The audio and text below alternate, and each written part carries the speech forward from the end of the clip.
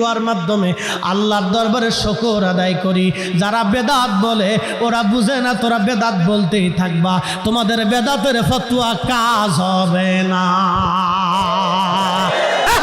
করে বলেন ঠিক না বেঠিক?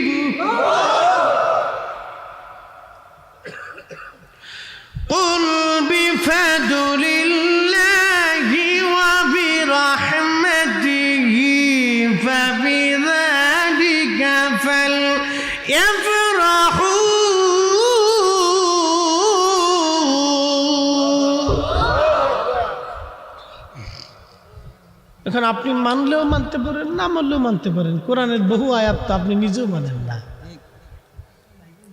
কোরআনের আয়াত কি সবাই নিজেরা পালন করে? সব মুসলমান 100% পিওর পালন করে আল্লাহর আইন? না, বহু আছে, লাখে একজন যে 100% পিওর, লাখে একজন তো আছে কিনা, কোটিতে একজন, লাখ কোটিতে একজন পাওয়া যাবে কিনা সন্দেহ আছে, যে আল্লাহ তার রসুলের পরিপূর্ণ আইনটাকে ফলো করে নিজের জীবন চালায়। লাখো কোটিতে একজন। হে মুসলমান, আল্লাহ নবী ডেকে বলেন, আজরাইল, আমার উম্মতের কষ্ট যাতে না হয়। আজরাইল ডাক দে বলেন, ইয়া নবী আল্লাহ, তবে বদকার যারা, নাফরমান যারা, ওয়াশকুরুলি ওয়ালা তাকফুরুন,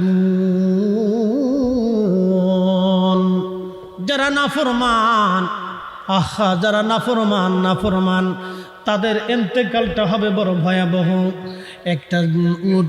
একটা উটকে জীবন্ত অবস্থায় চামড়া সিলাইলে, ওই উট পুরাটা চামড়া সিলাইয়া আলাদা করে ফেললে, জীবন্ত অবস্থায় একটা উটের যেরকম কষ্ট হয়, ওই উটটার 100 বার চামড়া হবে, 100 বার চামড়া সিলানো হবে। 100 বার জীবন্ত উটকে চামড়া সিলাইলে যে পরিমাণে কষ্ট হয়, একজন বদকার, নাফরমান, অকৃতজ্ঞ বান্দার ওই রকম মরণের সময় কষ্ট হতে থাকে।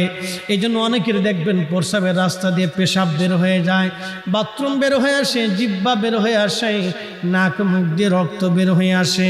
সে চিৎকার করতে থাকতে এবং গড়াগড়ি করতে থাকে, মৃত্যু বড় ভয়াবহ হতে থাকে। কিন্তু ইমানদার কালেমা পড়তে পড়তে মারা যায়, জিকির করতে করতে মারা যায়। কি কথা বলেন, ঠিক কিনা?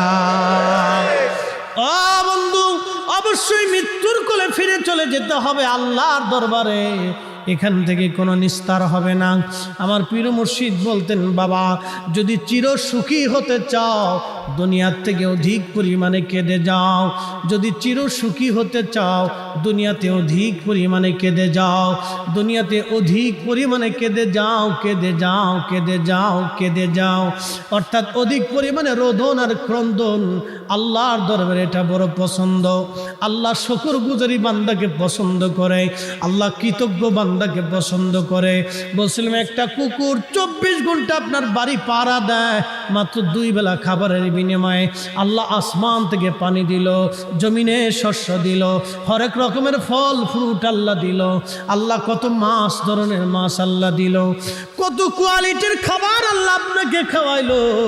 তারপরও আপনি আল্লাহর দেওয়া 2 ঘন্টা ডিউটি পালন করেন নাই।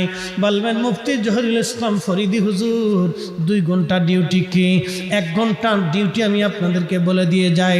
একটা ডিউটি হলো জোহরের নামাজ মাত্র 20 মিনিট, আসরের নামাজ 10 মিনিট, মাগরিবের নামাজ 20 মিনিট, এশার নামাজ 20 মিনিট, ফজরের নামাজ 20 মিনিট। সর্বমোট আমি 1.5 থেকে 2 ঘন্টা ধরলাম। এই সময়টা আপনি আল্লাহকে দিলেন না। আপনি এই সময়টা যদি আল্লাহকে দিতেন, আহা একটা কুকুর আপনাকে 24 ঘন্টা সময় দিল, না হলেও সন্ধ্যা থেকে সকাল পর্যন্ত আপনারা পাহারা দেয়, মাত্র খাবার দিলেন 2 বেলা খাবারের বিনিময়ে একটা কুকুর আপনাকে পাহারা দিল, 8 ঘন্টা ডিউটি পালন করলো। আর আল্লাহ আপনার মাথার থেকে পা পর্যন্ত এত কিছু দেওয়ার পরও আপনি আল্লাহর দেওয়া 2 ঘন্টা ডিউটি পালন করলেন না। তার মানে বোঝা গেল কুকুরের চাইতেও আমরা বড় অকৃতজ্ঞ নাফরমান। কথা কর না কেন? যুবক, আজকে থেকে নিয়ত করে যাবা, আল্লাহ আর আমি নামাজ ছাড়বো না, অকৃতজ্ঞ হব না। সামনে মাহে রমজান আসতেছে, এই রমজানের একটা রোজাও আমি ছাড়বো না। ও বাবা, যারা কাজের দোহাই দিয়া রোজা ছেড়ে দেন, এই কাজ আপনাকে জান্নাতে নেবে না। যে সন্তানের মোহে পড়ে আপনি আজকে রোজা ছেড়ে দিবেন, কিয়ামতের ময়দানে এই সন্তান আপনার সামনে দাঁড়াবে না। যে বিবির জন্য আপনি রোজা ছেড়ে দিচ্ছেন, এই বিবি আপনার সামনে মেহেশরের মাঠে দাঁড়াবে না। যিনি দাঁড়াবেন তিনি রাহমাতুল লিল আলামিন। যিনি আপনার কবরে আসবে তিনি নবী। আপনি কবরের দিকে তাকান, কত কবর পুরাতন হয়ে গেছে, কবরের পাশে কোনো মানুষ আসে না। আহা, 50 বছর পার হয়ে গেল, কবর মাটির সাথে মিশে গেছে। সন্তানরা কবরের পাশে আসে না, ভুলে গেছে তারা। সন্তানের মোহে দুনিয়ার প্রেমে পড়ে এই কবরওয়ালাদেরকে তারা ভুলে গেল। কিন্তু আপনি জানেন না, ওই কবরে যিনি সবসময় দেখতে আসবে তিনি রাহমাতুল লিল আলামিন, নবী নবী নবী। পৃথিবীর সবাই আপনাকে ভুলে যাবে, কিন্তু আপনার আমার নবী আপনাকে আমাকে ভুলবে না। যদি নবী আপনা আমাকে না ভুলে, গোলামি করলে এই নবীর গোলামি করে যেতে হবে, দল করলে নবীর দল করতে হবে, জীবন দিলে নবীর জন্য জীবন দিতে হবে। এই কথা বলেন ঠিক না বেঠিক? হাত উঁচা করে বলেন ঠিক না বেঠিক? জীবন দিলে নবীর জন্য জীবন দিতে হবে মুসলমান।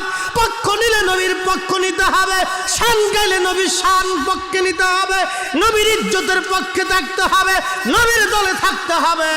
এই জন্য সাহাবীরা দুনিয়াকে লাথি মারতেন, নবীকে খুশি করতেন। আমরা দুনিয়াকে খুশি করি, নবীকে বেজার করি। সাহাবীদের মানহাজ দুনিয়াকে বেজার করতেন, আল্লাহর নবীকে খুশি করতেন। আমার প্রিয়